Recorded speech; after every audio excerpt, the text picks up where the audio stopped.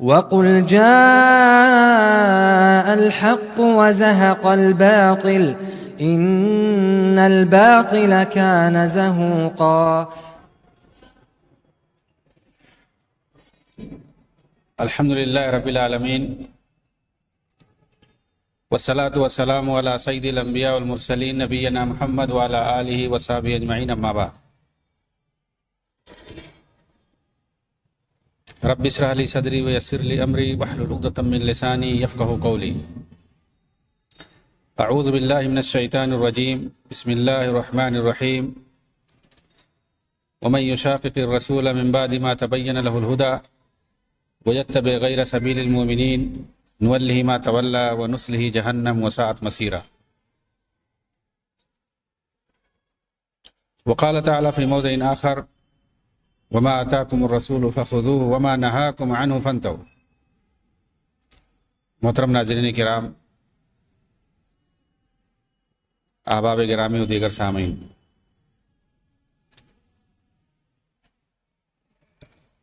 اسلام ایک عالمگیر مذہب ہے. اس کے اندر انسانی زندگی کے تمام شعبوں میں مکمل طریقے سے رہنمائی موجود ہے. اس کا تعلق چاہے دین سے ہو یا دنیا سے ہو.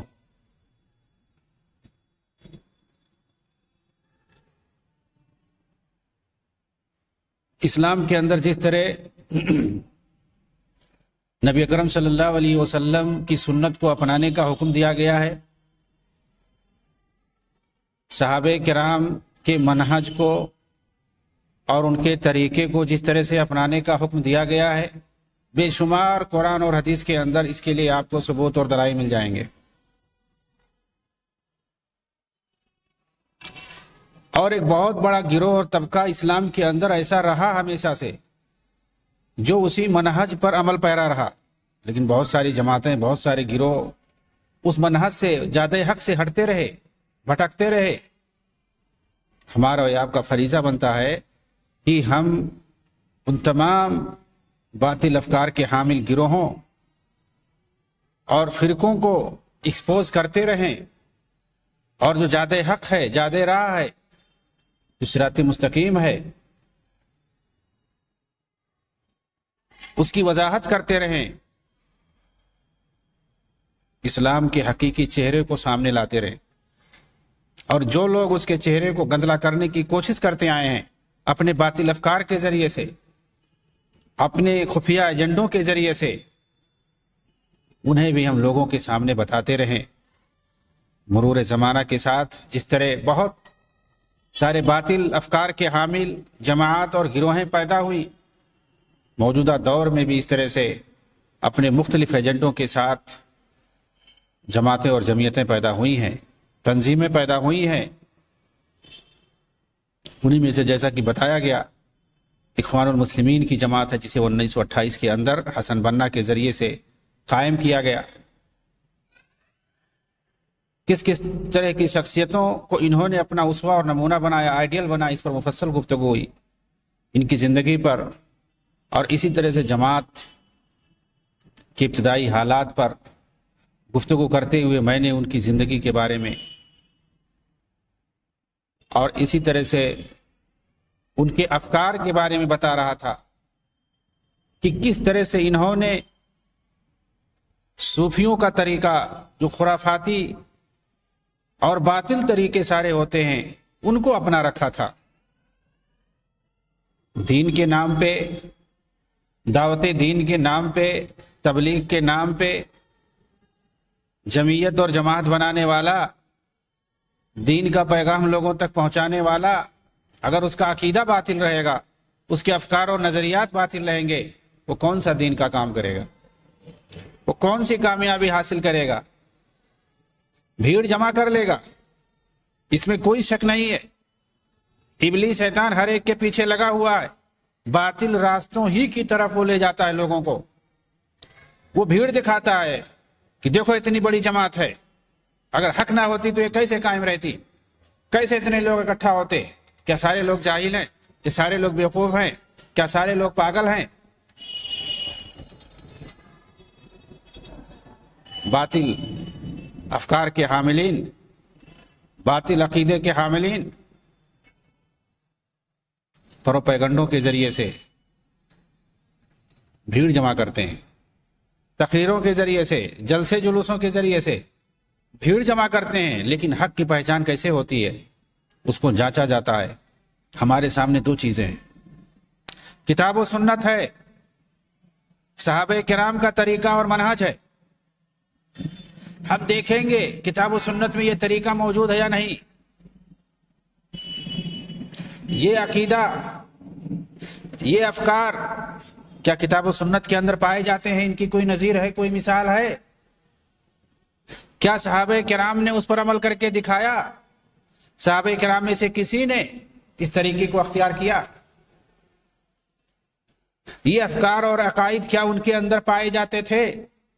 کیونکہ یہ سارا کام دین کے نام پہ کیا جاتا ہے، اور دین کے نام پر اگر کوئی سامنے کوئی چیز لائے آپ کے، تو آپ ضرور اس کو کتاب و سنت کی کسوٹی پہ پرکھیں، صحابہ کرام کی زندگی اور ان کے عمل سے دیکھیں کہ انہوں نے اس کو کر کے دکھایا نہیں دکھایا۔ یہ ہمارے لیے ضروری ہو جاتا ہے۔ آج ہم ان کے حسن بننا کے جو تصوفانہ افکار تھے ان کا ہم ذکر کریں گے، ان پر ہم گفتگو کریں گے اور دیکھیں گے کہ کتاب و سنت کے مطابق کیا ان کا عمل تھا یا اس سے ہٹ کر تھا، اور اگر ہٹ کے تھا تو کون سا اسلام کا کام کر رہے تھے، دین کا کام کر رہے تھے، یا اس جمعیت اور جماعت کے پیچھے، ان تنظیموں کے پیچھے، ان خفیہ ایجنڈوں کے پیچھے کوئی اور مقصد تھا، کچھ اور مقاصد تھے۔ ان سب کو ایکسپوز کیا جائے گا انشاءاللہ۔ سب سے پہلے ضروری، اور یہ میں پہلے بات بتا دیتا ہوں، کہ افریقہ کے اندر چاہے وہ مصر ہو، لیبیا ہو، ٹیونس ہو، الجزائر ہو، براکس ہو، ان ملکوں کے اندر صوفیوں نے جتنا اسلام کا نقصان پہنچایا، اور جو انگریز، فرانسیسی، پرتگالی، ان لوگوں کا جو استعمار ایک لمبے زمانے تک قائم رہا، انہی لوگوں کی دین ہے۔ ان لوگوں نے پورے طور سے ساتھ دیا انگریزوں کا، وہاں کے مستعمرین کا، وہاں کے سامراجوں کا، جو آج بھی بہت سارے علاقوں پر قبضہ جمائے بیٹھے ہیں۔ صوفیوں نے ساتھ دیا۔ مجاہدین الجزائر کے، مراکز کے، جس وقت فرانس سے لڑائی کر رہے تھے، یہ لوگ غداری کر کے ان کے خیمے میں تھے، فرانسیسیوں کے ساتھ یہ لوگ بیٹھے ہوئے تھے، اور وہ لوگ کہتے تھے کہ یہ ہمارے بڑے وفادار ہیں۔ فرانسیسیوں نے جتنے مزارات بنائے ہوں گے انہوں نے خود اپنے ہاتھ سے نہیں بنایا ہوگا، اور اس کی تحفظ کرتے تھے، خانقاہوں کی اور مزاروں کی۔ یہ فرانسیسی، یہ انگریز مصر کے اندر اور دوسرے افریقہ کے ممالک کے اندر خانقاہوں اور مزاروں کی وہ بنا کر کے ان کا تحفظ دیتے تھے، انہیں سرکاری خرچہ دیتے تھے ان میں۔ وہ جانتے تھے کہ یہ ہمارے لیے نقصان دہ نہیں ہے، ہمارے فائدے کے لیے ہیں۔ یہ صوفی مجاہدین کے خلاف رپورٹ لکھاتے تھے انگریزی حکومت کے اندر، جس طرح سے ہندوستان کے اندر ہوتا تھا، وہی کام یہ صوفی افریقہ کے اندر کرتے تھے۔ وہاں کے جو مسلمان ہوتے تھے، اہل توحید ہوتے تھے، وہ مجاہدین ان کے خلاف لڑتے تھے، لیکن یہ صوفی کبھی نہیں میدان جنگ میں گئے۔ جس طرح سے کہ یہاں کے جو صوفی تھے ہندوستان کے، ان کو انگریزوں کے فوج میں حضرت خضر علیہ السلام نظر آتے تھے، اور کہتے تھے یہ دیوبندی صوفی کہ ہم کیسے ان کے خلاف لڑائی کریں، جنگ کریں، جن کی فوج میں خضر دکھتے ہیں۔ یہی حال افریقہ میں تھا صوفیوں کا۔ فرانسیسیوں کے ساتھ وہ رہتے تھے اور مجاہدین کی رپورٹ لکھاتے تھے جو ان کے خلاف لڑتے تھے۔ یہ صوفی وہاں پہ وہ اسلام کے خلاف انہوں نے غداری کی ہے، مسلمانوں کے خلاف غداری کی ہے، بہت بڑا نقصان پہنچایا ہے، سامراجوں کو سینکڑوں سال وہاں پہ رکھا ہوا ہے۔ 5 لاکھ صرف الجزائر کے اندر شہید کیے گئے ہیں فرانسیسی حکومت، جابر حکومت کے ذریعے سے۔ اور آپ کو تعجب ہوگا، پیرس کے اندر ایک بہت بڑا میوزیم ہے جس کو کھوپڑی کا میوزیم کہتے ہیں. یہ یورپ والے جو بہت بڑے اپنے آپ کو حقوق انسانی کا تحفظ کرنے والا بتاتے ہیں، آپ جا کر کے دیکھیے پیرس کے اندر 2500 انسانوں کی کھوپڑیاں رکھی ہوئی ہیں صرف الجزائر کے. وہاں کے مجاہدین کے سر کو کاٹ کے لے جاتے تھے وہاں پیرس میں، اور وہاں پہ سجا کے رکھے ہوئے ہیں، آج بھی رکھے ہوئے ہیں. 1-2 سال پہلے کی بات ہے، 500 سروں کو انہوں نے واپس کیا ہے ایک سمجھوتے کے تحت. اس کے بعد ہوائی جہاز سے انہیں لایا گیا اور ان کے اصلی مقام پر الجزائر کے اندر ان کو دفن کیا گیا ہے. یہ بھی گزشتہ سال کی بات ہے، پیوستہ سال کی بات ہے، اور باقی ابھی دینے سے انکار کر رہے ہیں. اور نہ جانے کتنے جو ہے سر وہ لوگ رکھے ہوئے ہیں، اور دنیا والے جاتے ہیں دیکھتے ہیں، نمبر لکھا ہوا ہے، نام لکھا ہوا ہے، سن لکھا ہوا ہے، ساری چیزیں لکھی ہوئی کھوپڑی پہ کہ پھلاں بہت بڑا غدار تھا. ان مجاہدین کے نام لکھے ہوئے ہیں ان سروں پر، کھوپڑیوں پر، اور آج بھی اس کو وہ لوگ رکھے ہوئے اپنے میوزیم میں سجا کر کے. ان درندوں کو کہا جاتا ہے کہ یہ بہت بڑے حقوق انسانی کا تحفظ کرنے والے، اور انہی درندوں کو تحفظ دیتے تھے یہ صوفی. انہی کے خیمے میں بیٹھ کر کے رہتے تھے، اور انہی سے مزارات اور خانقاہ یہ لوگ بنواتے تھے، اور عوام اور پبلک کا پیسہ بٹورتے تھے، اکٹھا کرتے تھے. تو یہ صوفی جو ہے کم غدار نہیں تھے.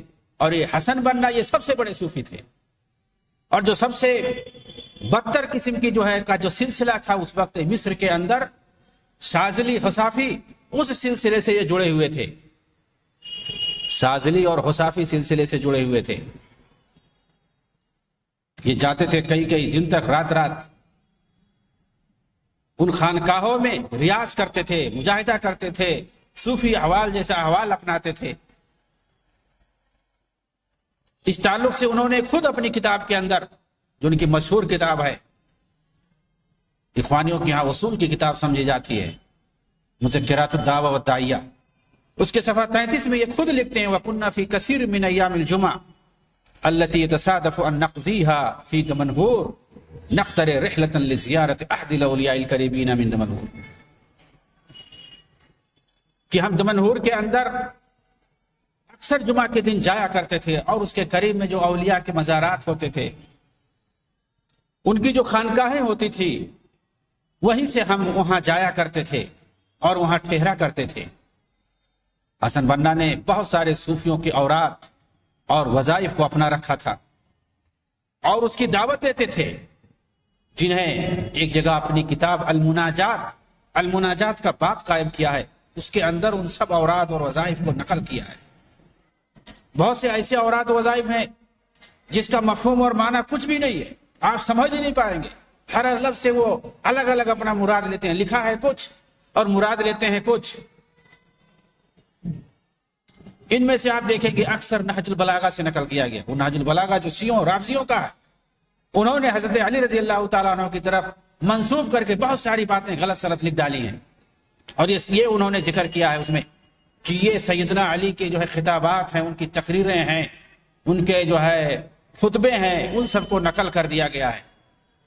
حضرت علی رضی اللہ تعالیٰ عنہ، جن سے حدیث 550 سے کم حدیثیں مروی ہیں، جن کو 10-20 صفحے میں جمع کیا جا سکتا ہے، 1000 صفحے سے زیادہ پر مشتمل یہ کتاب ہے، اس کو جو ہے جمع کر دیا گیا ہے. شیعوں نے، رافضیوں نے جمع کیا ہے، اور جس کی شرح لکھ دی ہے ان کے شیخ نے، شیخ محمد عبدہ نے جس کی شرح لکھ دی ہے. رافضیوں کی کتاب ہے، انہوں نے جھوٹی روایتیں سب حضرت علی رضی اللہ تعالیٰ عنہ کی طرف منسوب کر کے جمع کر دیا. اور شیخ محمد عبدہ جو حسن بنا کے شیخ ہیں، انہوں نے اس کی شرح کی ہے، کئی جلدوں میں شرح کر دی ہے. وہیں سے سب نقل کیا ہے حسن بنا نے اپنی کتاب کے اندر، کتاب المناجات کے اندر. آپ کو سمجھ میں نہیں آئے گا کہ کیا معنی ہے اس کا، کیا مراد لیا جا رہا ہے. ایسے اوراد اور وظائف ہیں، اس کو دہراتے تھے، اس کو پڑھتے تھے بغیر جانے ہوئے کہ کیا اس کا مطلب ہے، کچھ سمجھ میں نہیں آتا. اور اگر جس چیز کا معنی مطلب نہ سمجھ میں آئے، اس کو پڑھنے سے کیا فائدہ. ایسا بھی نہیں کہ کوئی دوسری زبان ہے، کوئی فارسی زبان ہے، یا کوئی سنسکرت زبان ہے، کوئی لاطینی بھاشا ہے، عربی زبان ہے. عربی پڑھنے والا خود نہیں سمجھ پائے گا کہ کیا لکھا ہوا ہے، کون سی بات لکھی ہوئی ہے. میں ایک ذکر کرتا ہوں، ایک اس میں سے دعا، ایک ورد ذکر کرتا ہوں جو انہوں نے لکھا ہے کتاب المناجات کے اندر صفحہ نمبر 44 میں، اللہم داہی المدہوات دائی الممسوکات جابل القلوب علی فطرتها شقیها و سعیدها اجعل شرائف صلواتک و نوامی برکاتک علی محمد عبدک و رسولک الخاتم لما سبق والفاتح لمن غلق والمعلن الحق بالحق۔ اس طرح سے نہ جانے کتنی وردیں، اوراد اور وظائف اس کے اندر نقل کر رکھے ہیں جس کا شریعت سے کوئی ثبوت نہیں ہے۔ جو اوراد، جو وظائف، جو دعائیں کتاب و سنت سے ثابت ہیں آپ کو سینکڑوں میں مل جائیں گے، سینکڑوں دعائیں آپ کو قرآن سے مل جائیں گی، اور سینکڑوں سے زیادہ آپ کو حدیثوں میں مل جائیں گی۔ ان سب کو چھوڑ کر کے اپنی طرف سے بے ربط بے معنی جو صوفیوں نے بنا رکھا ہے، جس کا کوئی ثبوت نہیں ہے، جس کے اندر کفر اور شرک بھرا ہوا ہے، تلسمات سے بھرا ہوا ہے، ان سب کو یہ لوگ اپنی کتابوں میں نقل کر کے اس کو مقدس بنانے کی کوشش کرتے ہیں، بجائے اس کے کہ کتاب و سنت کے اندر جو معصور دعائیں ہیں، جو وظائف ہیں، ان کو نقل کر کے ان کے ذریعے سے اپنی کتاب کو بہتر بنانے کی کوشش کرتے۔ جاہل صوفیہ کے بے ربط معانی والے الفاظ اور اوراد اور ذکر کو، جس کے اندر کفر اور شرک بھرا ہوا ہے، اس کو نقل کر کے یہ لوگ فخر کرتے ہیں۔ کتاب المناجات ہے، مذکرات الداع والداعیہ ہے، ان کو اور کوئی حدیث اور کتاب، حدیث کی کوئی کتاب یا اس کی کوئی شرح، قرآن اور اس کی شرحیں اور اس کی تفسیریں پڑھنے کو شیطان جو ہے موقع ہی نہیں دیتا ہے، فرصت ہی نہیں ہے، توفیق ہی نہیں ہے۔ انہی تمام تلسماتی کتابوں میں یہ پڑے رہتے ہیں۔ جابر رزق نے اپنی کتاب حسن بننا بے اقلام تلامیذتی ہی و معاصری ہے، یہ کتاب ہے، انہوں نے دراصل یہ کتاب جو لکھی ہے حسن بننا بے اقلام تلامیذتی ہی و معاصری ہے، کہ حسن بننا کے بارے میں خود ان کے شاگردوں نے اور ان کے ہم عصروں نے جو باتیں کہی ہیں، انہی کی روشنی میں انہوں نے یہ کتاب لکھی ہے۔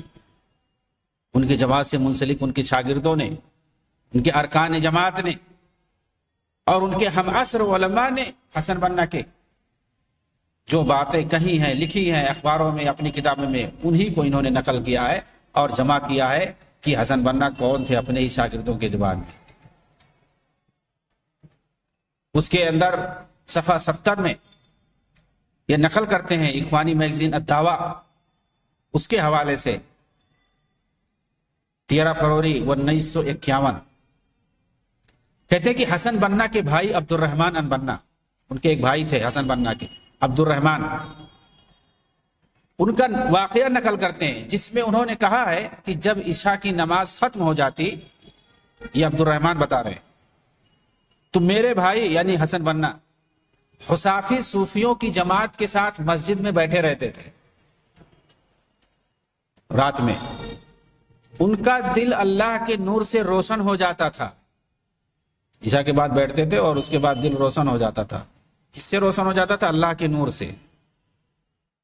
ایک مرتبہ میں بھی ان کے ساتھ بیٹھ گیا ذکر کرنے کے لیے، اس وقت اہل ذکر یعنی جو صوفی، حصافی صوفی جو تھے، اہل ذکر کے علاوہ مسجد میں کوئی نہیں تھا، روشنی بالکل نہیں تھی سوائے چراغ کی بتی کے، سناٹے کی رات تھی، دعاؤں اور ذکر و اوراد کی ہلکی ہلکی آوازیں سنائی دے رہی تھی کہ اچانک روشنی پھوٹتی ہے اور پوری مسجد آسمانی نور سے چھا جاتی ہے، ربانی جلال اپنے گھیرے میں لے لیتا ہے، وہاں موجود سارے جسمانی وجود مزمحل ہو جاتے ہیں، یعنی ختم ہو جاتے ہیں۔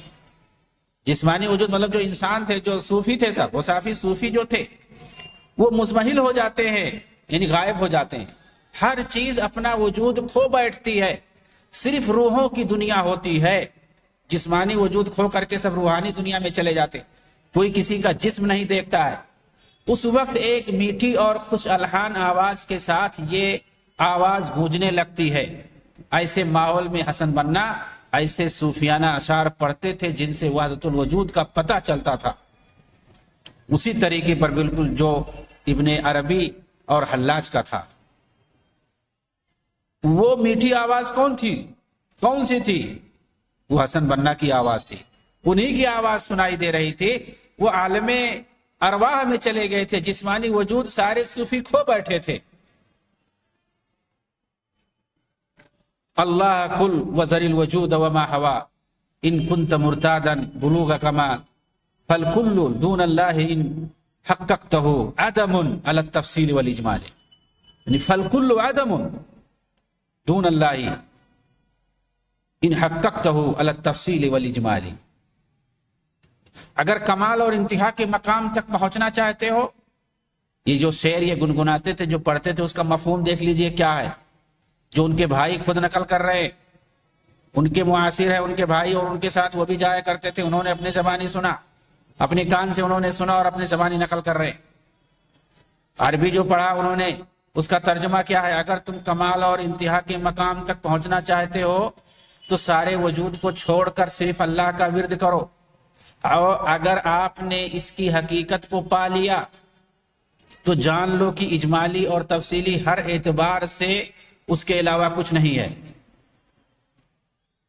فالکل عدم دون اللہ، اللہ کے علاوہ کچھ نہیں ہے۔ اس کا کیا مطلب ہے؟ یعنی جو کچھ ہے وجود کی جتنی شکلیں ہیں سب اللہ، یہ کہنا چاہتے ہیں دراصل۔ اجمالی اور تفصیلی ہر اعتبار سے اللہ کے علاوہ کچھ نہیں ہے۔ پھر یہی وہ پڑھتے تھے، یعنی جو حلاج اور ابن عربی جیسے زندیق قسم کے صوفی، جو کہا کرتا تھا ابن عربی کہ ہمارے جبے میں اللہ کے سوا کوئی نہیں ہے، نعوذ باللہ، ایسے وحدت الوجودی صوفیوں کا شعر یہ گنگناتے تھے، اور اس کی یہ پڑھ کر کے یہ عالم ارواح میں چلے جاتے تھے۔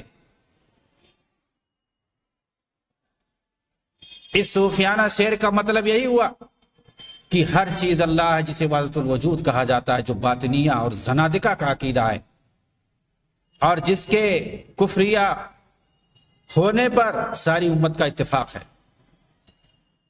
اللہ اسے باطل عقیدے سے بری اور بالاتر ہے کہ جسمانی اعتبار سے اللہ ہر چیز میں، ایسا کہنا یہ کفر ہے۔ سینکڑوں دلائل سے ثابت ہے قرآن و حدیث کے اندر، الرحمن علی العرش استویٰ، کہ اللہ تعالیٰ عرش پر مستوی ہے اپنے وجود کے حساب سے۔ اللہ تعالیٰ ہر جگہ اس کی حکومت ہے، اس کی سربراہی ہے، ہر چیز کو دیکھتا ہے، ہر چیز کو سنتا ہے، ہر چیز اس کی نظر میں، ہر بندے کی اپنے وہ مدد کرتا ہے، تمام چیزیں ہیں، اس کی طاقت ہر ایک کو محیط ہے، کوئی چیز اس کی نظر سے اوجھل نہیں ہے۔ یہ ساری چیزیں قرآن میں ہیں، لیکن اللہ تعالی کا وجود ہر چیز میں ہے، نعوذ باللہ، ایسا کہنا کفر ہے۔ ایسا کہیں نہیں ثابت ہے قرآن اور حدیث سے۔ سچ کہا تھا عبداللہ ابن مبارک رحمہ اللہ نے کہ ہم یہود و نصارہ کے کلام کو بیان کر سکتے ہیں، لیکن بدعقیدہ جہمیہ کے کلام کو بیان کرنے سے ہم قاصر ہیں۔ مطلب یہ ہے ان کے کہنے کا کہ یہ جو بدعقیدہ قسم کے صوفی جہمیہ قسم کے لوگ ہیں، یہ اللہ رب العالمین کے تعلق سے ایسی بڑی بڑی باتیں کہتے ہیں کہ ان کو ہم بیان نہیں کر سکتے۔ اتنا غلط عقیدہ یہود و نصارہ کا نہیں ہے، اتنی بری باتیں یہود و نصارہ نہیں اللہ کی طرف منسوب کرتے ہوں گے، جس طرح کی باتوں کی نسبت یہ بدعقیدہ زنادقہ اور صوفیہ کرتے ہیں اللہ کی طرف۔ مذکورہ شعر کے بعد یہ جو شعر پڑھا، اللہ قل وذر الوجود وما ہوا ان کنت مرتادا بلوغ کمالی فالکل دون اللہ ان حققتہ عدم علی التفصیل والاجمال۔ اس کے بعد حسن بنا عبد الرحمن البنا نے کہا، کیا ہی عمدہ اور سریلی آواز والا شعر ہے جسے ہم برابر گنگناتے رہتے تھے، اور یہ قصیدہ کس قدر میٹھا ہے جسے ہم محفلوں میں پڑھا کرتے تھے۔ یہ اس پر تبصرہ کر رہے ہیں۔ اسی طرح سے حسن بنا ملحد صوفی ابن فارس کے اشعار بھی گنگناتے رہتے تھے. یہ وہ صوفی ہے جسے وحدت الوجود کے دائیوں میں مانا جاتا ہے, اور سارے ملحد صوفی خود کو اسی کی طرف نسبت کرتے ہیں, ابن فارس. اخوانی محمود عبد الحلیم کہتے ہیں حسن بنا ابن فارس کا یہ شعر اکثر پڑھا کرتے تھے. وہ کون سا ان کا شعر ہے؟ وَلَا تَكُ مِمَّن تَيَّسَتْهُ تُرُوسُهُ بِحَيْثُ اسْتَقَلَّتْ عَقْلَهُ وَاسْتَبَدَّتِ فَإِنَّ وَرَاءَ الْعَقْلِ أَمَّا يَجِلُّ عَنْ مَدَارِكِ غَايَاتِ الْعُقُولِ السَّلِيمَةِ. مطلب کیا اس کا؟ ان لوگوں میں سے نہ بنو جنہیں کتابوں نے پاگل بنا رکھا. یہ شعر کہہ رہے اکثر پڑھا کرتے تھے حسن بنا, تاکہ اس پر عمل باقی رہے. بھول جائے تو ایسا نہ ہو کہ عمل چھوٹ جائے. ان لوگوں میں سے نہ بنو جنہیں کتابوں نے پاگل بنا رکھا ہے, اس طور پہ کہ کتابیں اس کی عقل پر ظالمانہ قبضہ کر کے بیٹھ جائیں. عقل سے بھی آگے ایک ایسا علم ہے جو تمام انسانی عقلوں کے ادراک سے پاک ہے. یہ صوفی جسے علم لدنی کہا کرتے ہیں, یہ محدثین کا مذاق اڑاتے ہیں جو ہمیشہ کتابوں کے اندر قال اللہ اور قال الرسول لکھتے ہیں.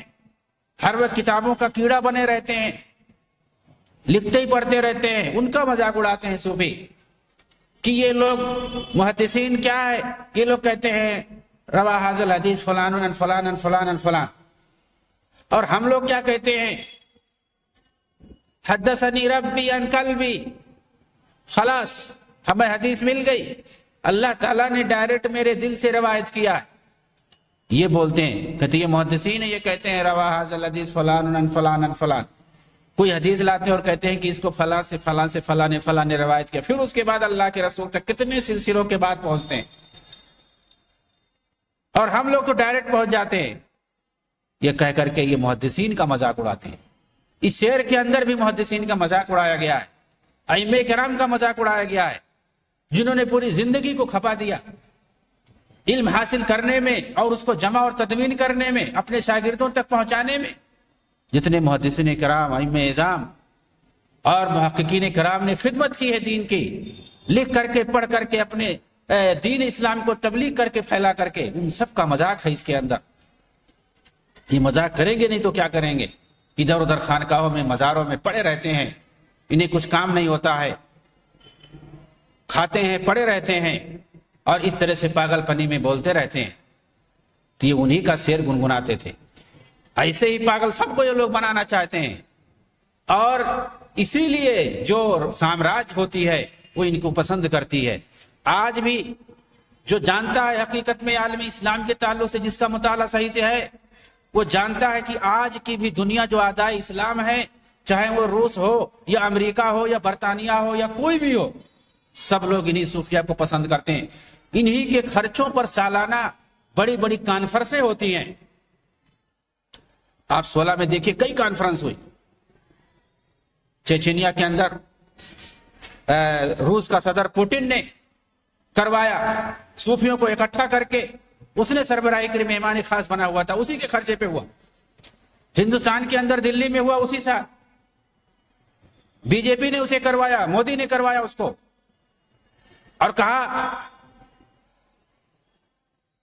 کہ یہاں سمجھ میں آ رہا ہے کہ کس طرح سے پوری دنیا کے لوگ ایک ہیں, ہم ایسے ہی مسلمانوں کو چاہتے ہیں.